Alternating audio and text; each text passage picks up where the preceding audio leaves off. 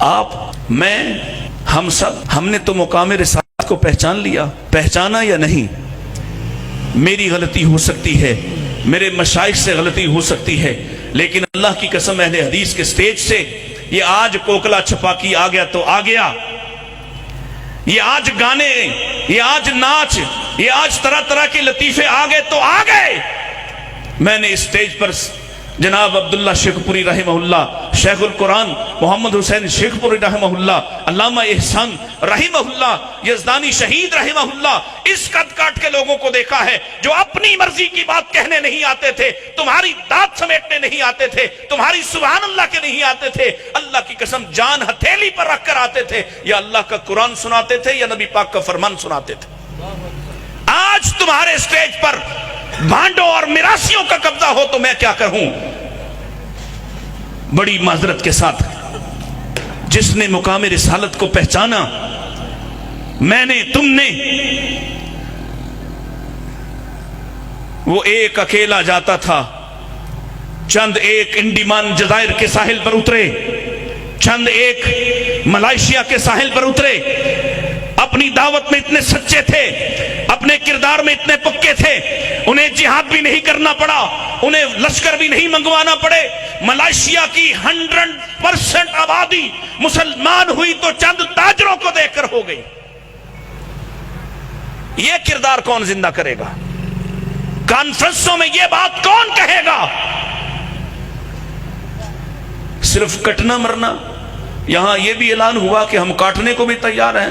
میرا نہیں خیال کہ میری جماعت کا یہ نظریہ اور منہج ہے کہ ہم کاٹنے کو تیار، ہم تو قانون کو ماننے والے لوگ ہیں۔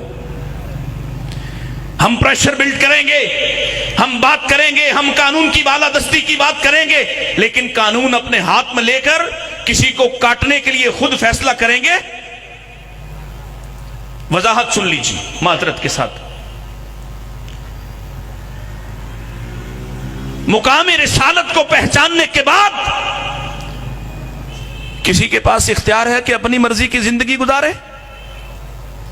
کہو بس میں ختم کرنے والا ہوں، یہ کڑوی بڑی مشکل ہے سہنا، ہے کسی کے پاس اختیار؟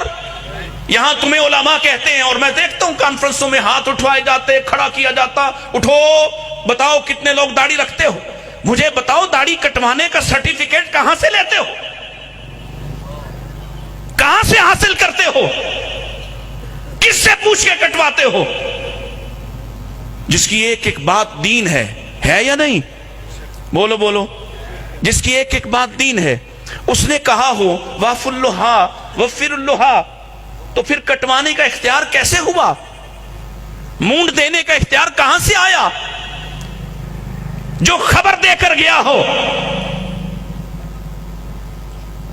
کہ جس شخص کے پائنچے، جس شخص کی کپڑے، جس شخص کا تہبند، جس کا ٹراؤزر، جس کی پینٹ جو مسبل الازار میں آتا ہو، ثلاثۃ لا یکلمہم اللہ یوم القیامہ ولا ینظر الیہم ولا یزکیہم، اللہ نہ اس سے کلام کرے گا، نہ بات کرے گا، نہ حساب لے گا۔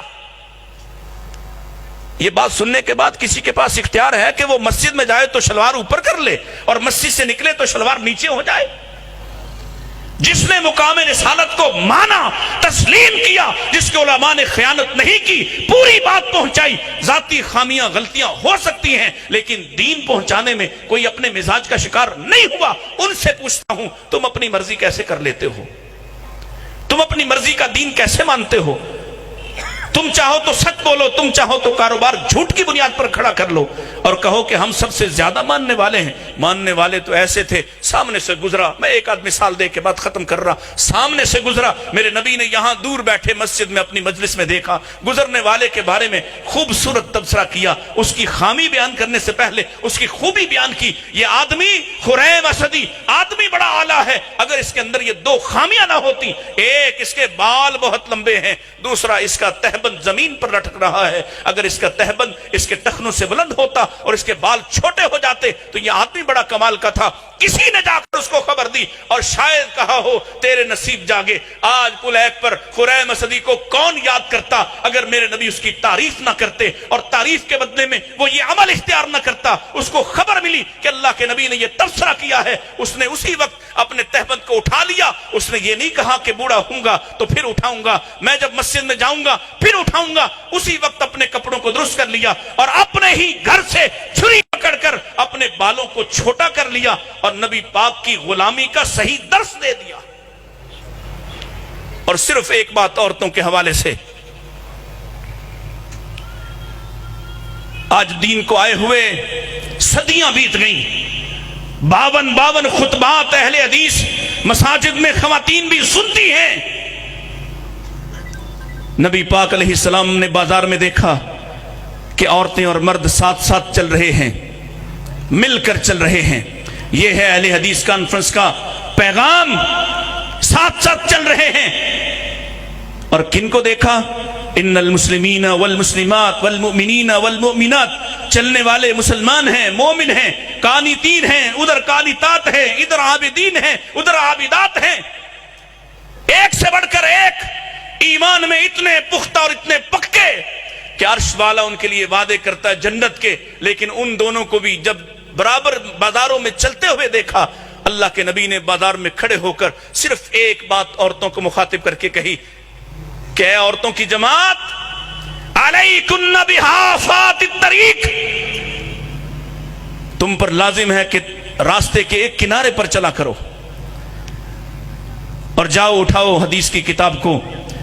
کس ایک آواز کا پاس کرنے والیاں، نبی علیہ الصلوۃ والسلام کی سچی تابعدار، صرف ایک جملے کو سن کر اس کے بعد خالی بازاروں میں بھی اس قدر سمٹ کر دیواروں کے ساتھ چلتی تھیں کہ ان کے کپڑے، ان کے دوپٹے، ان کی چادریں دیواروں میں الجھ جاتی تھیں۔ وآخر دعوانا الحمدللہ رب العالمین۔